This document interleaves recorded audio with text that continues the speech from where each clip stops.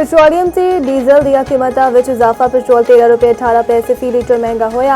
नवी कीमत 310 रुपये 71 पैसे मुकर्रर। डीजल की कीमत 13 रुपये 80 पैसे फी लीटर बढ़ गई। 323 रुपये 30 पैसे फी लीटर ਦਾ ਹੋ ਗਿਆ। ਨੋਟੀਫਿਕੇਸ਼ਨ ਜਾਰੀ। ਮਿੱਟੀ ਦਾ ਤੇਲ 11 रुपये 19 पैसे फी लीटर महंगा कर ਦਿੱਤਾ ਗਿਆ। ਮਿੱਟੀ ਦੇ ਤੇਲ ਦੀ ਨਵੀਂ ਕੀਮਤ 242 रुपये 32 पैसे फी लीटर हो गई।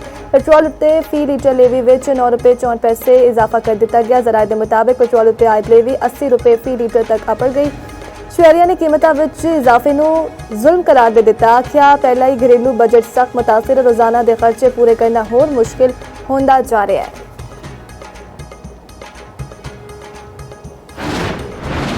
अमरीका ने ईरान उत्ते नवीं पाबंदियां आयद कर दी। अमरीकी महकमा खजाना के मुताबिक ईरानी सुप्रीम लीडर नाल जुड़े मालियाती नैटवर्क को पाबंदियां का निशाना बनाया गया। सालाना अरबा डॉलर की मुंतकली में मदद करने वाली ईरानी एक्सचेंज कंपनियों को हदफ बनाया गया।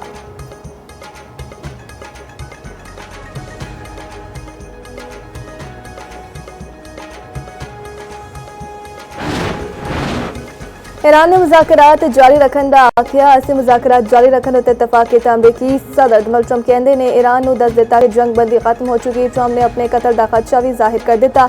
ईरान उत्ते अपने कतल की साजिश का इल्जाम ला दिता। आख्या मैं ईरान की हिट लिस्ट उत्ते हाँ, मैनू कुछ होया तो ईरान को तबाह कर दिता जाएगा। ईरान उत्ते इन्नी बमबारी की जाए जिहड़ी पहला कदी ना हुई होए।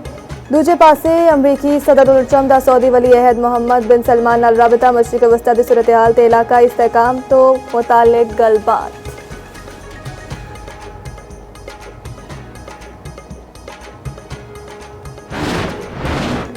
ईरान ने अमरीका नाल मुज़ाकरात करने की कोई दरख्वास्त नहीं की। तर्जुमान ईरानी वजारत खारजा इस्माइल बकाई ने आख्या कतरी वफद नूं मशरक विच अपने नुक्ता नज़र नाल आगाह किया। अमरीकी हमले ते पाबंदियां मुफाहमती याददाश्त की खुली खिलाफवर्जी ने दूजे फरीक नूं भी जिम्मेदारियां पूरियां करनियां पैणगियां। ईरानी पार्लीमेंट के स्पीकर मोहम्मद बाकिर कालिबाफ दा आखना ईरान ते ओहदी अवाम दे दिफा लई मुकम्मल तैयार आ। अमरीका ने मुआहदे की खिलाफवर्जी की ते ओहदे सामने मजबूती नाल डट जावांगे।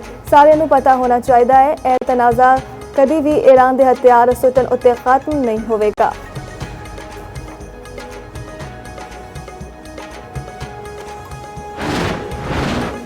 इस्लामाबाद ते रावलपिंडी के मुख्तलिफ इलाकों में तेज़ बारिश। जुड़वा शहरों में बारिश से हब्स नाल गर्मी की शिद्दत में कमी। लाहौर में किते हल्की किधरे तेज़ बारिश। मौसम खुशगवार हो गया। गुजरात सियालकोट के आले दुआले इलाकों में भी बारिश। जंग में बारिश की वजह नाल छत डिगन नाल 2 बंदे जाबाक। 13 जुलाई के दौरान देशभर इलाकों में बारिश का इम्कान।